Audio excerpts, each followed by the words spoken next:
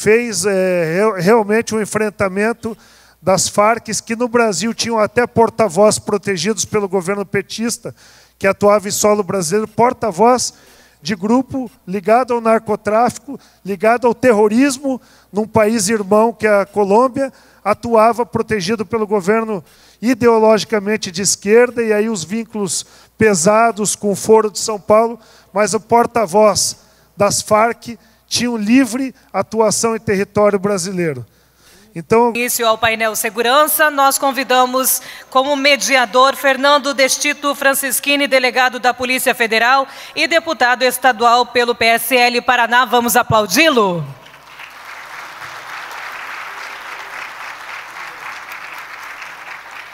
Nós convidamos também Leonardo Guardim de Souza, promotor de Justiça do Ministério Público do Estado do Rio Grande do Sul, coautor do livro Bandido, Latria e Democídio, ensaio sobre garantismos penal e a criminalidade no Brasil. Vamos aplaudi-lo. Nós convidamos Fidel Zavala, senador paraguaio, foi sequestrado em 2009 por um grupo de guerrilheiros de esquerda do Exército do Povo Paraguaio. Vamos aplaudi-lo. Convidamos o Major-General Jorge Jerez Cuellar, comandante das operações Ômega e Cauca contra as Farc.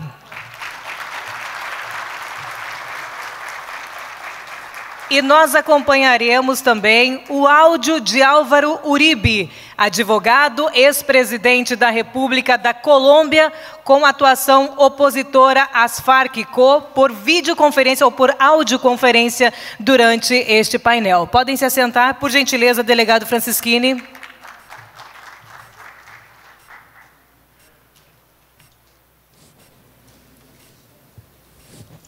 Oi. Bom, não sei se estão todos me ouvindo, agora melhorou aqui o áudio. Novamente, boa tarde a todas e a todos.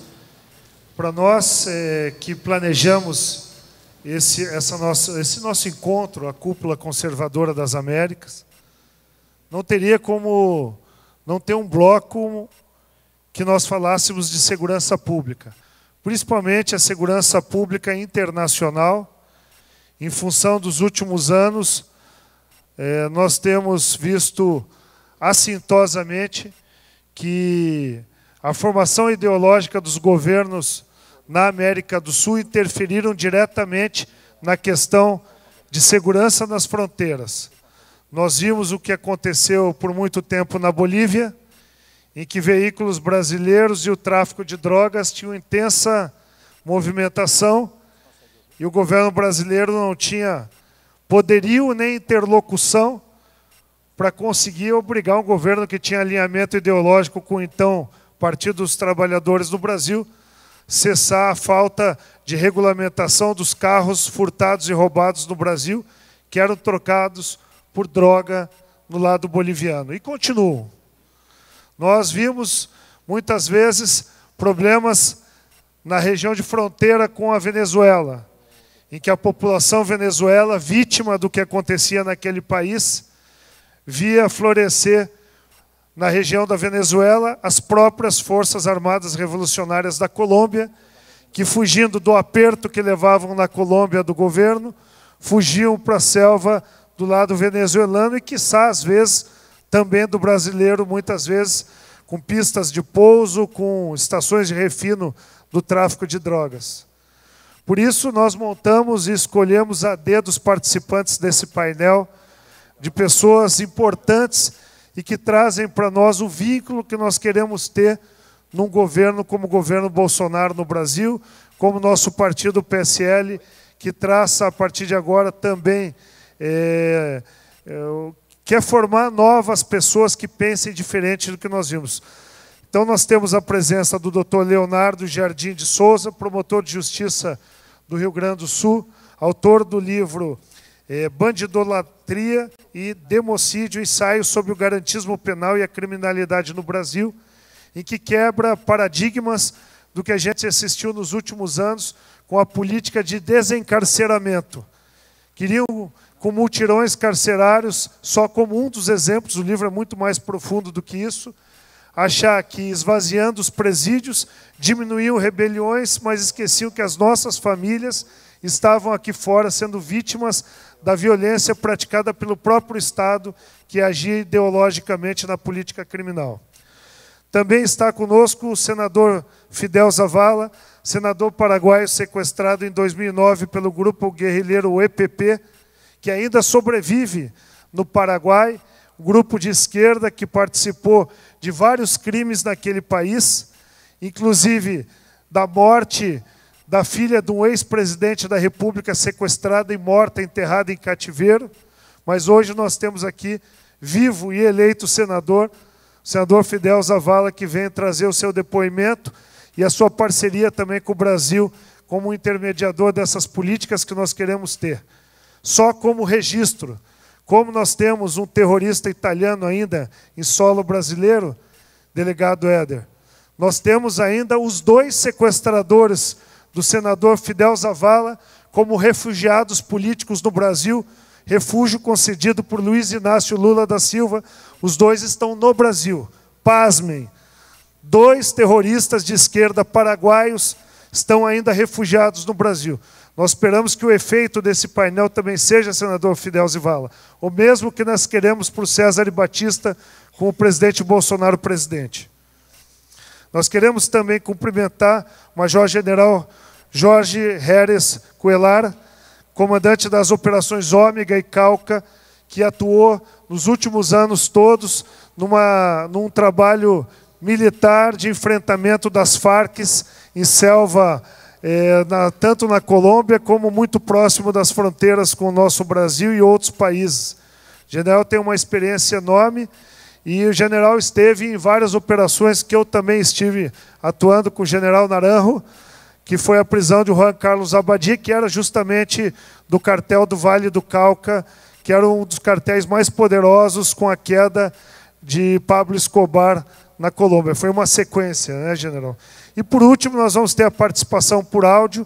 Eu vou até convidar agora, em poucos instantes, para entrar conosco por áudio, já que ele está em viagem, o ex-presidente, advogado, Álvaro Uribe, que fez realmente um enfrentamento das Farc, que no Brasil tinham até porta-voz protegidos pelo governo petista, que atuava em solo brasileiro, porta-voz de grupo ligado ao narcotráfico, ligado ao terrorismo, num país irmão que é a Colômbia, atuava protegido pelo governo ideologicamente de esquerda, e aí os vínculos pesados com o Foro de São Paulo, mas o porta-voz das Farc tinham livre atuação em território brasileiro.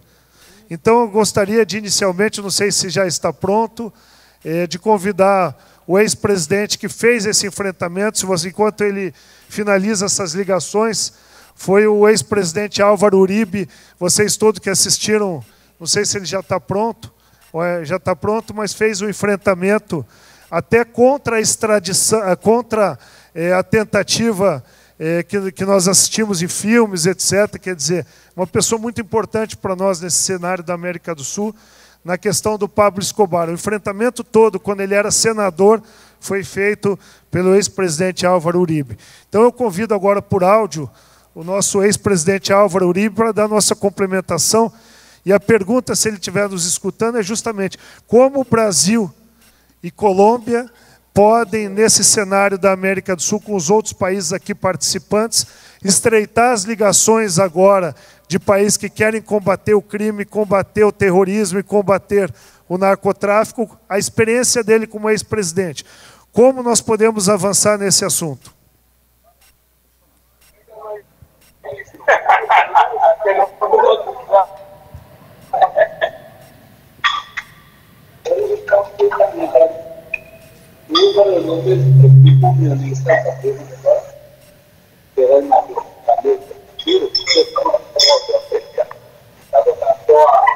Qué pena.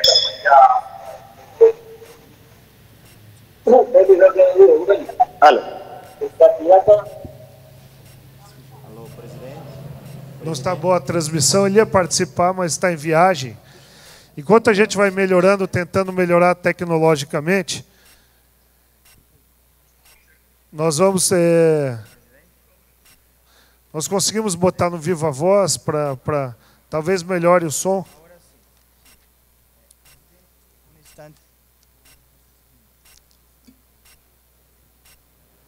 Talvez tirar do microfone Bueno, e botar quiero agradecerles enormemente, saludarlos a todos con inmenso cariño,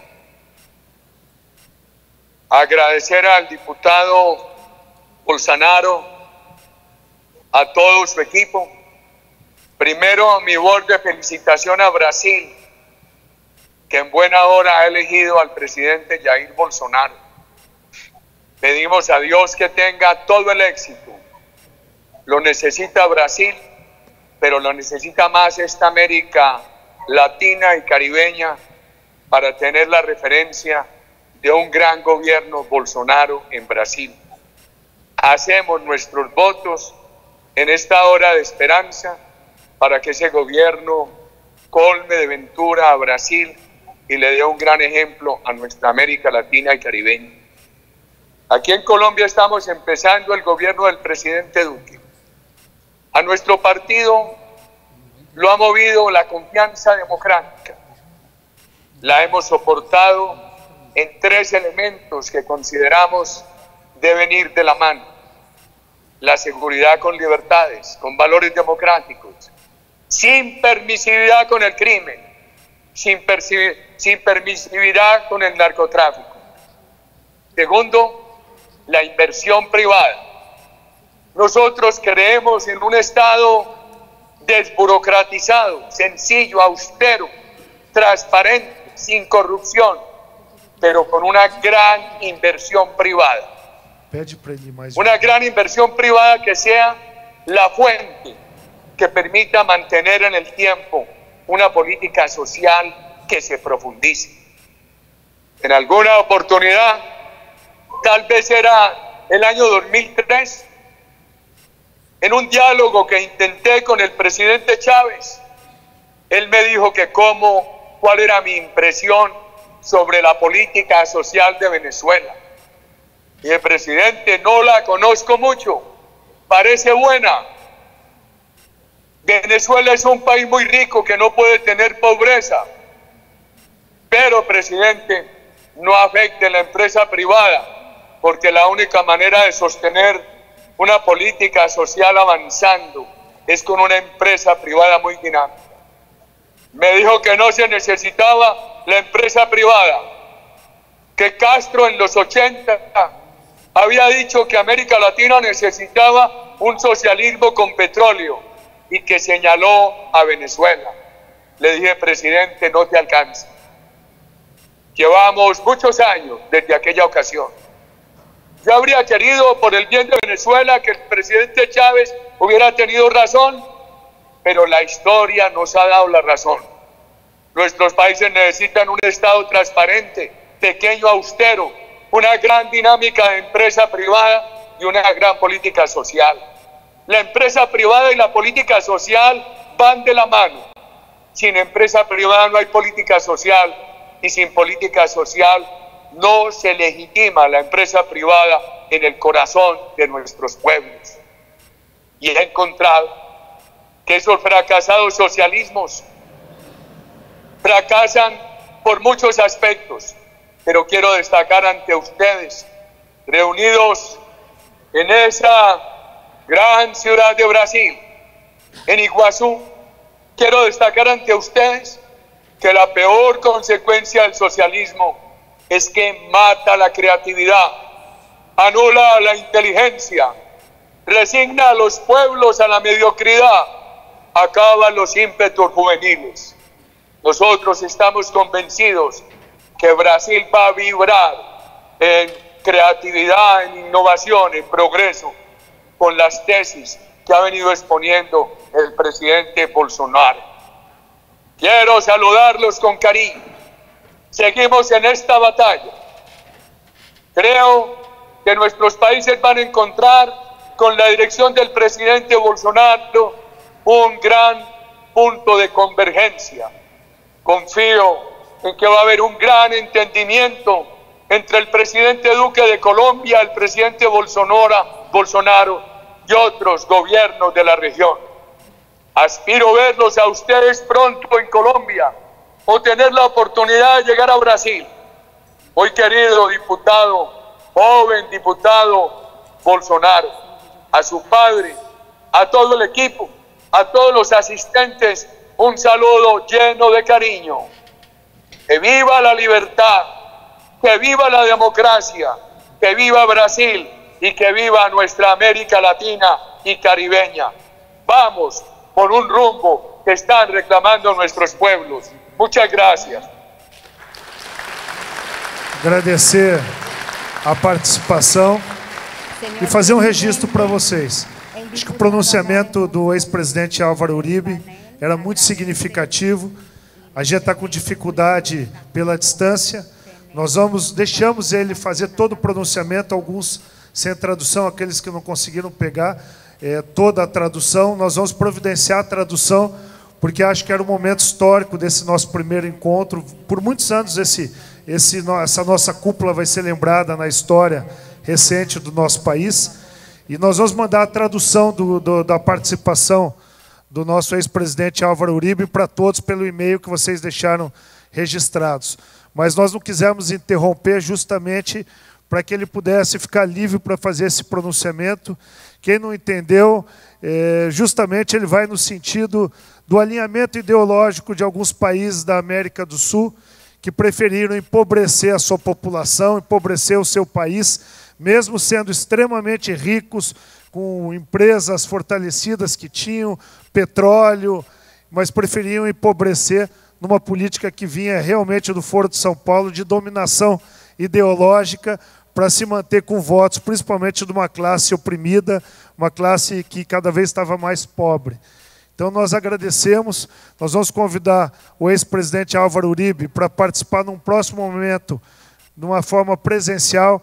Eu já combinava agora há pouco com o senador Fidel Zavala de um próximo encontro nosso, dessa cúpula conservadora que pode ser realizada lá em Assunção, no Paraguai. Lancei como desafio da nossa continuidade dessa nossa cúpula, e o senador já mostrou que há muita vontade de fazer isso. Então, eu agradeço a participação. Nós não vamos fazer perguntas ao ex-presidente, nós queremos mais agradecer a participação dele e colocar esse convite para que possa estar presencial conosco no próxima reunião da cúpula.